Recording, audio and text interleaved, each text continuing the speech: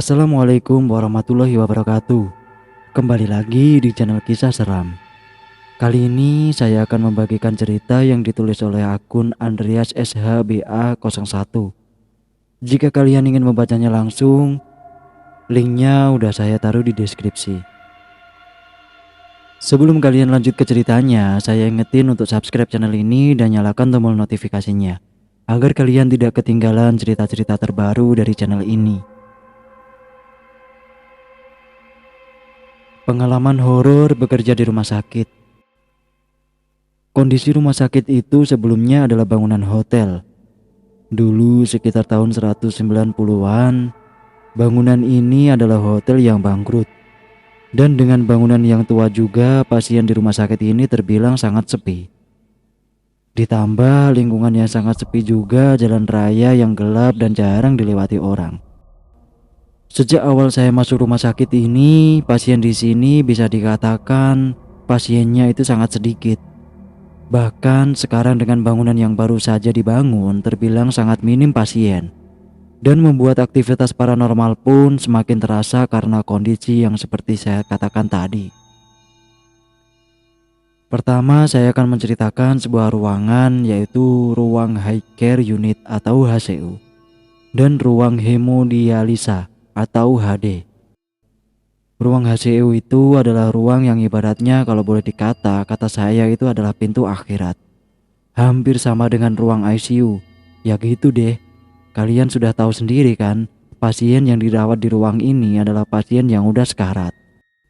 Kejadian ini adalah kejadian di mana saya baru bulan-bulan pertama masuk kerja. Nah, awalnya gini. Saya yang waktu itu ada di ruang HCU sekitar jam 7 pagi melihat satu pasien. Pasien itu sudah sangat tua dan hanya ditunggui oleh istri pasien.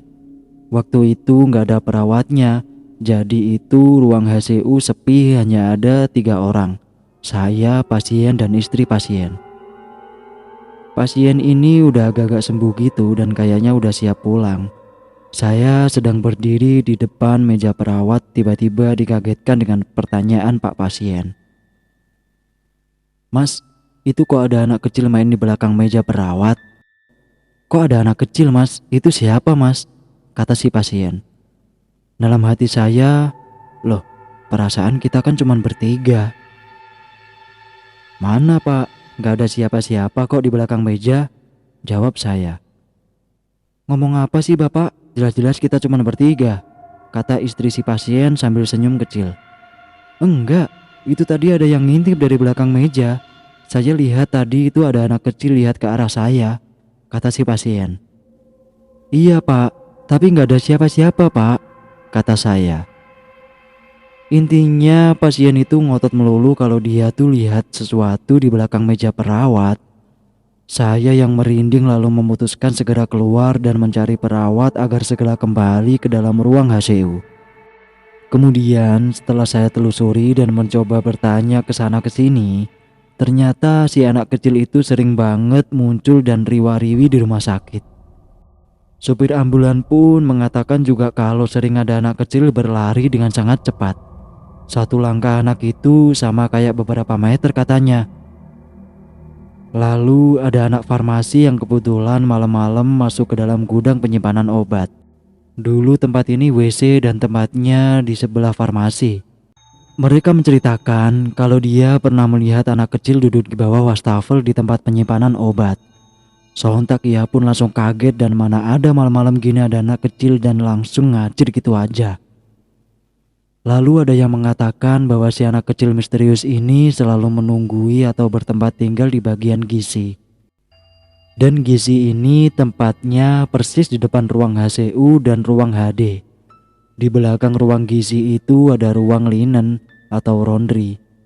Nah, anak gizi sama linen ini sering mengatakan kalau emang bener si anak itu sering kemari, kadang secara tiba-tiba mendengar suara langkah. Bayangan hitam sekelebat. Dan tak jarang barang-barang bertaburan tanpa sebab. Jika anak gizi tidak ada, entah mengapa si anak misterius ini sering menunjukkan eksistensinya.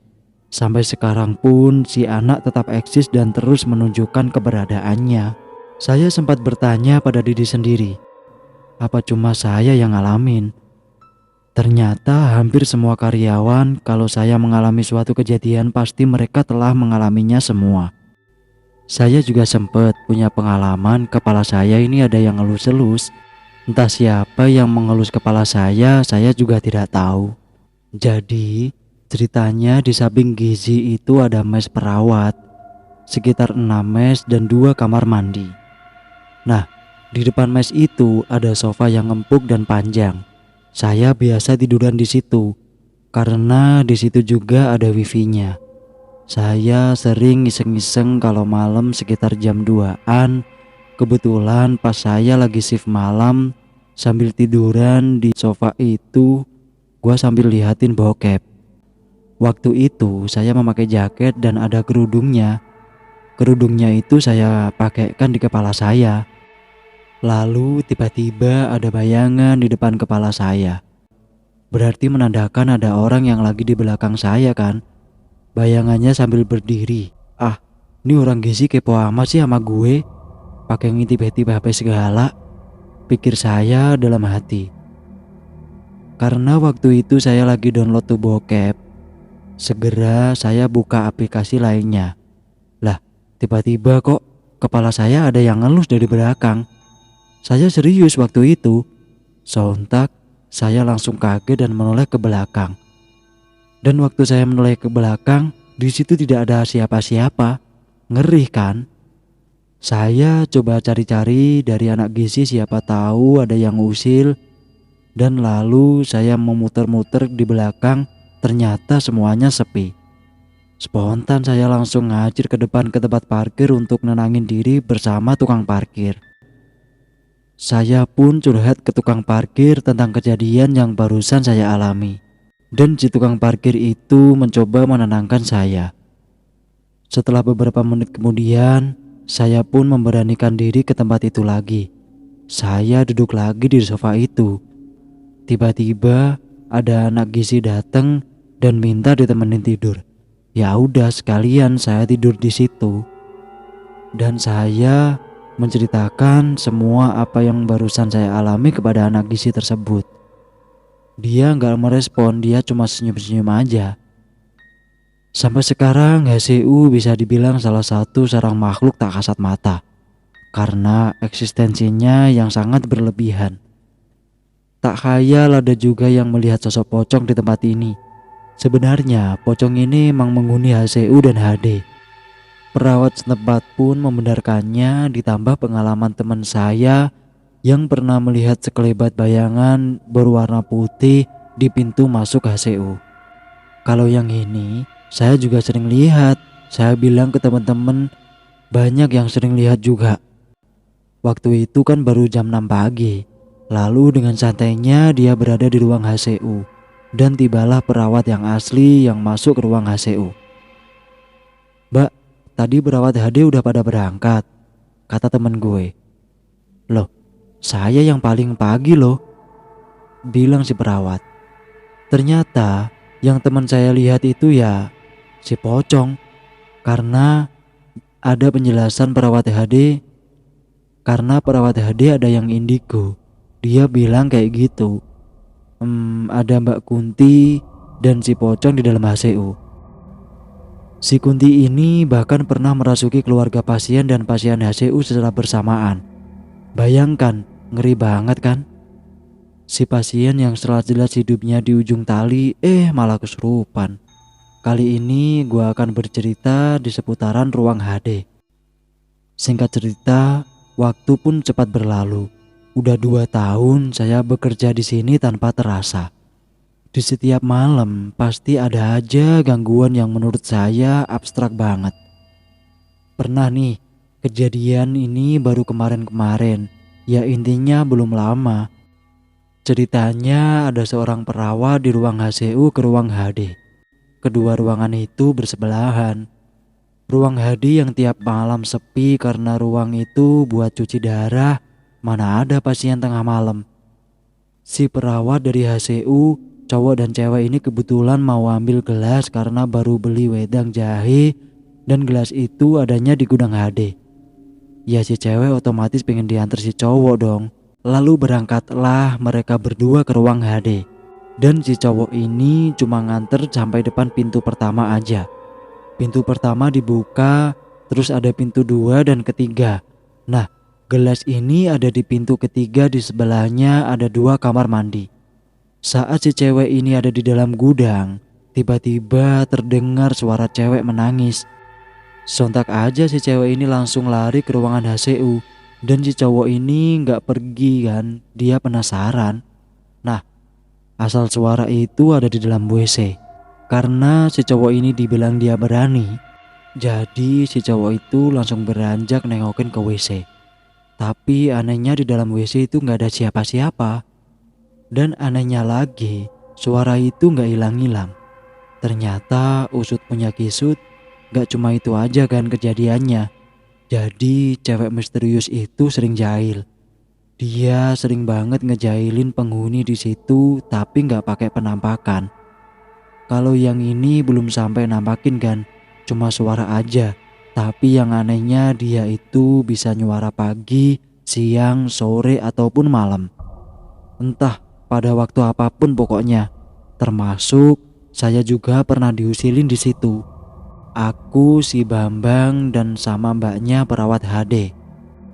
Kejadiannya sore hari 4:30. Jadi ceritanya itu si Bambang dan mbak perawat lagi dudukan tuh di atas bed karena pasien kosong. Nah, saya iseng tuh di situ masuk ke daerah WC. Tiba-tiba saya mendengar kayak ada suara. Suaranya itu panjang banget kan. Kagak nangis loh ya. Sontak aneh langsung kaget karena kagak ada siapa-siapa. Dan suara teman saya terdengar lagi sedang mengobrol. Lalu setelah itu saya ceritain kepada teman-teman apa yang barusan saya alami. Bro, lu tadi denger gak? Apa bang? Kata Bambang. Iya denger apaan? Kata mbaknya. Kayak suara mengerang tapi panjang. Ah, yang bener aja. Saya tidak dengar apa-apa tuh, kata si Bambang. Intinya mereka berdua tuh tidak dengar apa-apa.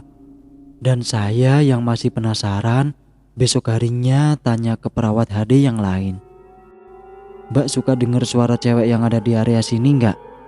Tiba-tiba mbaknya menundukkan suara yang persis saya dengarkan kemarin. Sontak saya langsung kaget. Itu di WC kan suaranya, kata mbak itu. Iya, kok bisa tahu? Iya tahulah. Semua yang ada di sini juga tahu. Kalau kamu nggak percaya, tanya Mbak Wida, perawat HD yang saya maksud Indiko tadi. Waduh, berarti bukan cuma saya aja dong.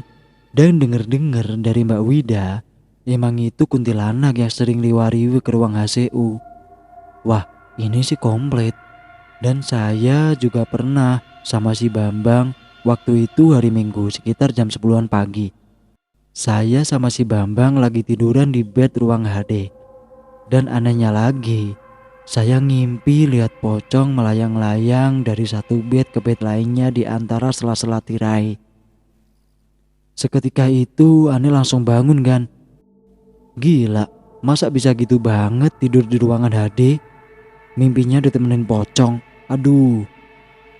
Bukan hanya kita-kita karyawan rumah sakit aja tuh yang ngerasain hawa horor di tempat ini. Yang artinya kehororan ini berlaku juga buat kalian semua pendengar suara ini.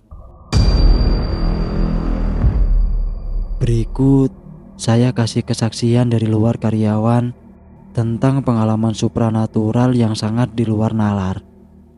Jadi pengalaman real story dari salah satu penunggu pasien. Keluarga pasien yang ada di HCU kan, kebetulan waktu itu hanya ada satu pasien dan satu perawat dan 2 penunggu, ibu dan anak cowok. Si anak cowok itu menunggu di lobi atau di luar ruangan HCU. Di situ ada semacam bangku untuk duduk dan tiduran. Dan saat keadaannya yang sangat sepi itu kan, sumpah rumah sakit ini benar-benar. Dan si ibu itu berada di dalam ruangan HCU, tempatnya antara ruang HD. Ada semacam pembatasan gitu. Kejadian ini sekitar tengah malam. Dan di saat malam yang sunyi, mungkin si ibu ini merasa sangat kebosanan. Karena pada saat tegang akan keluarganya kritis, si ibu itu tak bisa tidur dan isenglah dia bermain ke kursi roda. Ya, di antara dua ruangan tersebut ada kursi roda yang dipakai hanya untuk pasien tertentu. Dan si ibu ini entah kemana pikirannya, dia coba tuh kan buat duduk di kursi roda itu. Lalu lambat laun si ibu terlena karena keasikan duduk di situ. Tiba-tiba kursi roda yang ia duduki mulai terasa aneh kan. Sedikit demi sedikit kursi roda itu maju mundur sendiri. Ibunya yang kepanikan mencoba untuk bangkit dan panik karena tak ingin mengganggu keluarga yang sakit. Maka ia mencoba untuk gak bersuara.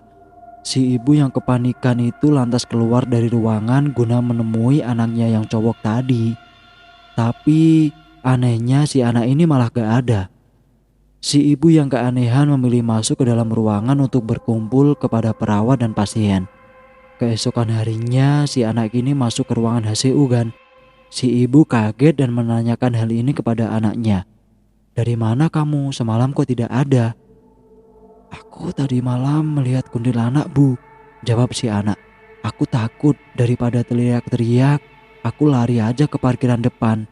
Aku baru berani kesini, Bu."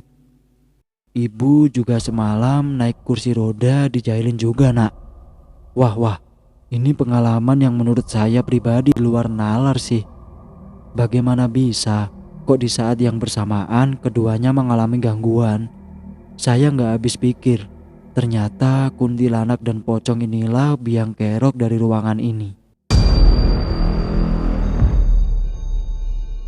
Sekian, itulah pengalaman-pengalaman saya selama saya bekerja di rumah sakit tersebut.